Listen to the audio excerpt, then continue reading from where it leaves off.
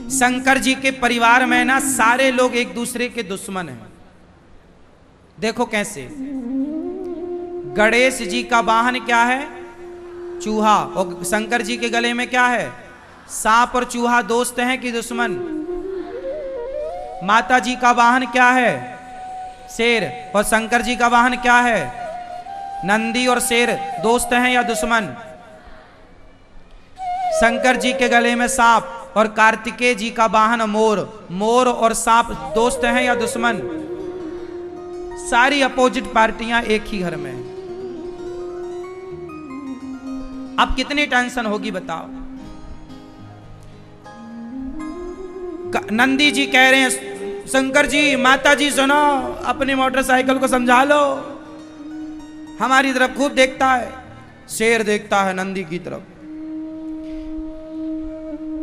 एक दिन चूहा घबराया बैठा। गणेश जी बोले क्या हुआ?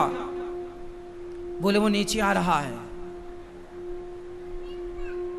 गणेश जी बोले कौन? बोले वो शंकर जी के गले में नीचे आ रहा है।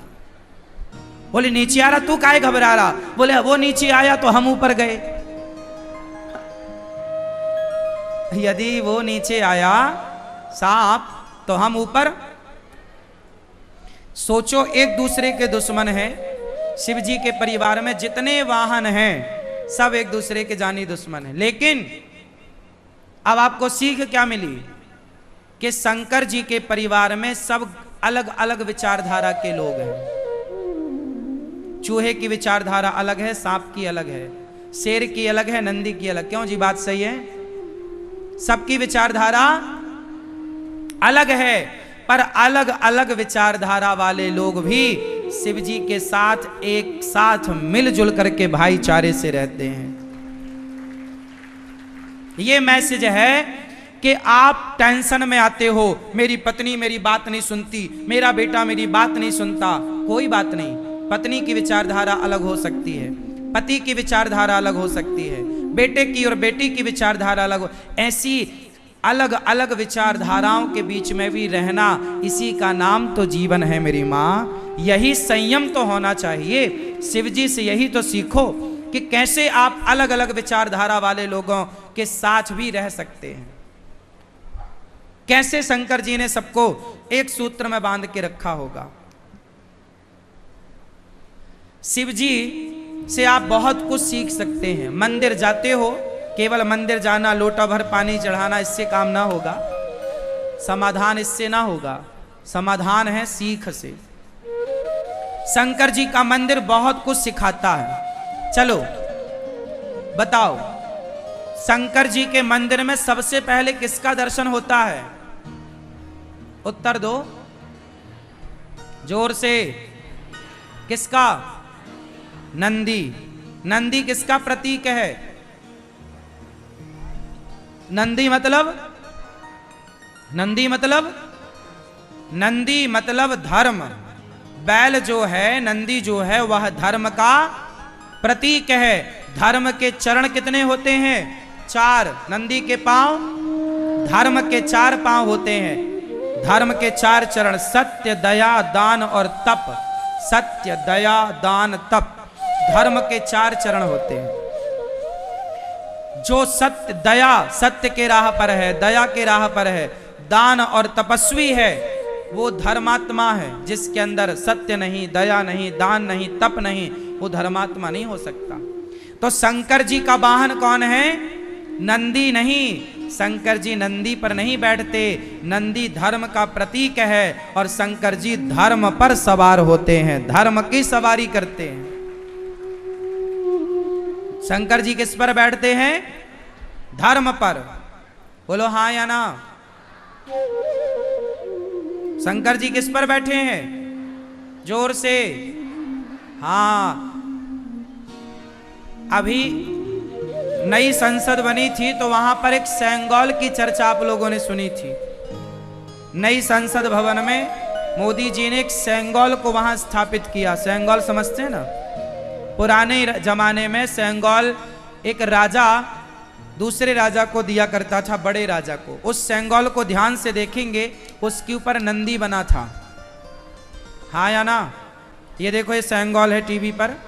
इस पर क्या बना है? जोर से। नंदी किसका प्रतीक है? नंदी धर्म का प्रतिनिधि है। और जहां जहां नंदी दिखाई पड़े समझ लो कि शंकर जी का वाहन बैल नहीं है। शंकर जी बैल पर नहीं, धर्म पर चढ़ते हैं। शंकर जी धर्म पर सवार हैं। अच्छा, शंकर जी के सिर पर क्या है? जोर से। गंगा। क्या मतलब हुआ? शंकर जी के सिर पे गंगा होने का क्या मैसेज है? क्या सीखा आपने? शिव जी के जटा पर गंगा है, इससे क्या सीखा आपने? कुछ नहीं। मंदिर गए, बस पानी ढड़का के आ गए, कुछ नहीं सीखा। हम लोगों ने सीखना ही तो बंद कर दिया। हमें लगता पानी चढ़ाने से सब हो जाएगा। हो जाएगा तो हो जाता सब कुछ। समझ नहीं है तो अज्ञानवश आप चलते हैं। भेड़ चाल किसे कहते हैं? कुछ ज्ञान व्यान समझने की जरूरत ही नहीं। आपको तो लगा पानी चढ़ाओ, काम हो गया। तुम क्या चढ़ाओगे पानी? शिव जी पर तो गंगा ऑलरेडी चढ़ी है, तुम कितना चढ़ा दोगे? मैसेज क्या है वो तो आपको सीखना चाहिए। शिव जी की कृपा पाने के लिए ना क्या चाहिए? मैसेज दे रहे हैं शिव जी। शिव जी के सिर पर क्या है? क्या मैसेज है? गंगा ठंडी होती हैं और कहां बैठी हैं? सिर पर। शंकर जी कहते हैं सदा सिर भाग को, सदा दिमाग को ठंडा रखना चाहिए। कितनी भी विडंबना हो, कितनी भी परिस्थिति प्रतिकूल हो, पर दिमाग कैसा हो? जोर से। दिमाग कैसा हो? लेकिन आपका दिमाग कैसा होता है? और पानी चढ़ा रही हो शंकर जी के ऊपर और दिमाग इतना गर्म है, सास को पानी नहीं पिला रही हो, पति की सेवा नहीं, पति परेशान है, आप भी परेशान हो, दिमाग बिल्कुल हीटर की तरह जल रहा है और शंकर जी पे पानी चढ़ा रहे हैं। भाई सीखो ना। हमारे मंदिर में बैठे देवी देवता कुछ मैसेज देने के लिए बैठे हैं। मंदिर यूं ही नहीं बनाए जाते। दिमाग को कैसा रखोगे? अच्छा, शंकर जी के गले में सांप क्यों है?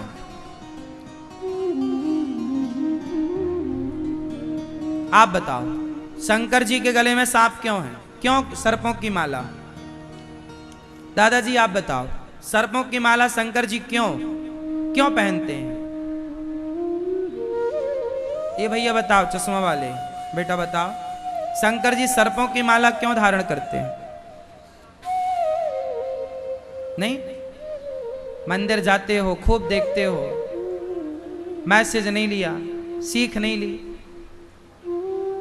सर्पों की माला गले में इसलिए क्योंकि सांप जो है वो काल का प्रतीक है। शंकर जी, सांप किसका प्रतीक है? कहीं सांप दिख जाए तो समझ लो मृत्यु दिख गई। सांप मतलब काल। सांप मतलब काल। इसलिए शंकर जी का नाम है कालों के काल महाकाल। तो सांपों की माला इसलिए शंकर जी कहते हैं मेरे हृदय में राम बैठे हैं, और जिसके हृदय में राम हो वो काल को भी अपने गले में लटका करके घूमता है। काल से डरने की क्या जरूरत है? जिसे भगवान पे भरोसा है उसका काल क्या बिगाड़ेगा? तो काल का प्रतीक सांप है। शंकर जी सर्प को गले में लटकाए। अच्छा, शंकर जी को भभूति चढ़ती है चिता भस्म, हाँ या ना? क्या मैसेज है? चिता भस्म क्यों चढ़ती है शिव जी को? कारण बताओ। वो भैया देखो मस्त सो रहे हैं। क्यों?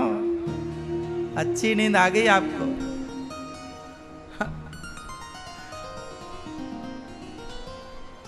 सो लो। शंकर जी पर चिता भस्म क्यों चढ़ती है? मैया बताओगी मेरी माँ?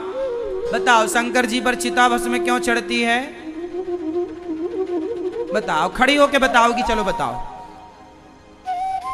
नहीं, नहीं बताओगी तो बैठ जाओ। शंकर जी पर चिता भस्म चढ़ती है, आप लोग भी भस्म आरती देखते होंगे, सुनते होंगे। क्यों चढ़ती है भाई साहब ये भस्म?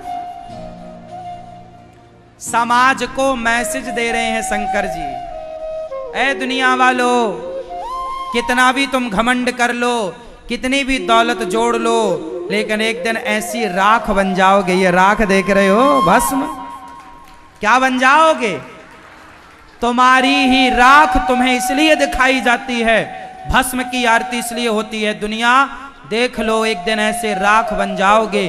घमंड किस बात का है?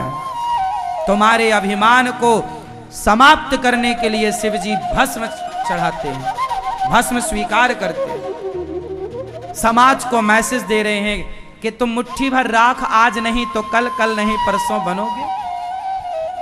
क्यों जी, आप में से कितने लोग एक दिन राख बन जाएंगे?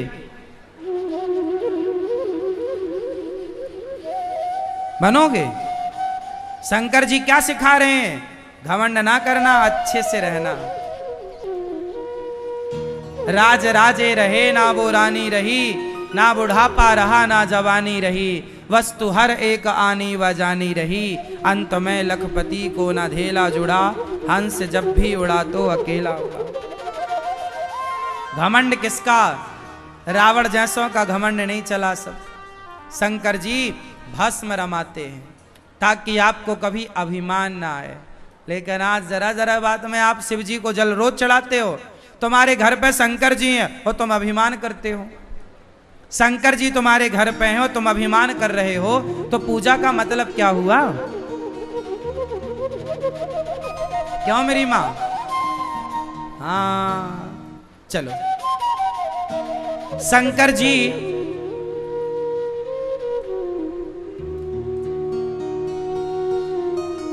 हमेशा जहां जाते हैं ना, नंदी पर सवार होकर जाते हैं। मतलब जहां जाते हैं धर्म पर आरूढ़ होकर जाते। धर्म पर जहां जाओ धर्म के साथ, जहां जाते हैं शंकर जी नंदी के साथ जाते। जहां जाओ धर्म के साथ जाओ, धर्म को छोड़कर मत जाओ। अब शंकर जी के पुत्र पर चलते हैं, गणेश जी।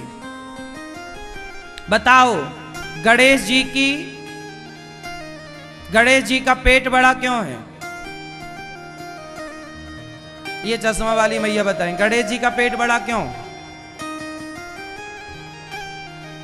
गणेश जी का पेट बड़ा इसलिए है, गणेश जी मैसेज दे रहे हैं समाज की, परिवार की दो चार बातों को पचाना सीखो। अपने पेट में ही रखा करो बातों को, जो तुम उगल देती हो, उगल देते हो। अच्छा, गणेश जी के कान छोटे छोटे हैं कि बड़े बड़े? कान कैसे हो? बड़े बड़े, मतलब ज्यादा सुनने की आदत हो। अच्छा, गणेश जी का वाहन क्या हो, क्या है? अच्छा, गणेश जी का वजन कितना होगा लगभग? 80-90 किलो के होंगे। हाँ? और चूहा बेचारा जरा सा होता है। अब आप प्रश्न कर सकते हैं कि महाराज कोई चूहा के ऊपर ऐसे चढ़ जाए तो मर नहीं जाएगा? तो गणेश जी का चूहा तो मरा नहीं, क्योंकि वो सामान्य चूहा नहीं है, पहला। दूसरा, गणेश जी चूहे पर क्यों बैठते हैं? इसका उत्तर आप दो। गणेश जी चूहे पर क्यों सवार होते हैं? नहीं नहीं, हमसे कुछ ना पूछो महाराज, बस हमें बैठने दो, चुपचाप सोने दो। मैया पानी पी लो। अब बताओ गणेश जी चूहे पर क्यों बैठते हैं? पानी पी पी के बताओ। जल्दी बताओ, गणेश जी चूहे पर क्यों बैठते हैं? नहीं बताओगी मेरी माँ? गुस्सा हो क्या? ओ पीली मैया बताओ जल्दी, क्या डिस्कस हुआ पड़ोसन से? देखो पंचायत में लगी है मैया। पीली मैया बताओ, शंकर जी चूहा पर गणेश जी क्यों बैठते हैं? देखो अभी हम नहीं पूछ रहे तो पड़ोसन से सब चल रहा था, और अब पूछे तो बिल्कुल चुप। जहां कहा जा रहा बोलने का वहां चुप, और जहां नहीं बोलना चाहिए वहां सब चल रहा है। सुनो, गणेश जी हैं बुद्धि के देवता, बोलो हाँ। गणेश जी हैं बुद्धि के, जोर से, गणेश जी बुद्धि के। और चूहा कौन है? तर्क का प्रतीक। तर्क, कुतरता रहता है ना चूहा। क्या करता है चूहा? कुतरता। तर्क समझते हैं? तर्क। लोग बोलते हैं ज्यादा तर्क मत करो। जैसे हमने कहा भगवान है, तो आपने तर्क कर दिया, भगवान है तो दिखते क्यों नहीं? ये तर्क हो गया। तर्क होता है मेरी माँ। कुछ लोग तर्क करते हैं ना, तर्क, कुतर्क, वितर्क, समझते हो ना?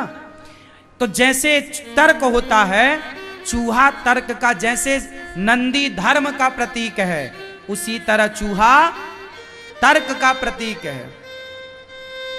तर्क का प्रतीक चूहा है, तो बुद्धि के प्रतीक गणेश जी और तर्क का प्रतीक चूहा। बुद्धि हमेशा तर्क पर ही सवार होती है। एग्जाम्पल से, उदाहरण से समझो। कुछ बच्चे होते हैं, मास्टर जी से बहुत सारे क्वेश्चन करते हैं। मास्टर जी ऐसा कैसे हो गया? ये 2 और 2 4 ही क्यों होता है? ये ऐसा है तो ऐसा क्यों है? आपने ध्यान दिया होगा, छोटे छोटे बच्चे बहुत सारे सवाल करते हैं। क्या करते हैं वो तर्क करते हैं। मंदिर जाओगी तो बच्चा पूछेगा, माँ ये कौन बैठे हैं? बोले भगवान। बोले भगवान क्या होते हैं? अरे बोले भगवान होते हैं। कहाँ रहते हैं? बोले ये बैठे। तो ये हमसे बात क्यों नहीं करते माँ? बच्चे क्या बोल देंगे? ये हमसे बात क्यों नहीं करते? ये बच्चे क्या कर रहे हैं? तर्क कर रहे हैं। और आपको बच्चों के प्रश्न का, तर्क का उत्तर देना चाहिए, लेकिन आपके पास उत्तर होता नहीं, तो आप बच्चों को चुप करा देते हैं। और बच्चों को चुप कराने से जानते हो क्या होता है? बच्चों की जो बुद्धि विकसित हो रही थी, उस बुद्धि पर आपने ब्रेक लगा दिया। अब वो कोई सवाल नहीं पूछेगा, उसको पता है कि हमारी मां को नहीं आता। इसे कुछ ज्यादा पूछेंगे डांटने लग जाएगी। जो लोग गुस्सा होने लग जाए ना, आपने कुछ पूछा, गुस्सा हो जाए, समझ लो इसको आता नहीं है। हाँ, आता होता तो गुस्सा नहीं होती, या होता। आपको आता नहीं तो आप गुस्सा, ये पूछता है, ये कोई पूछने की बात, मतलब आपको नहीं आ रहा है। बच्चे सवाल करेंगे, उनका अधिकार है, और आपका जिम्मेदारी है कि बच्चों के प्रश्न का उत्तर दो, वरना बच्चे मंद बुद्धि हो जाएंगे। बच्चों की 5 साल का बच्चा, 10 साल का बच्चा, ये बहुत सवाल करते हैं बच्चे। 4 साल का बच्चा सवाल पे सवाल, ये कैसा, वो कैसा, ये है तो ये क्यों, वो है तो वो क्यों, सबके उत्तर देना चाहिए आपको। मां बनने से पहले बच्चों के प्रश्न का उत्तर खोज के रख लो। क्या क्या पूछेगा बच्चा?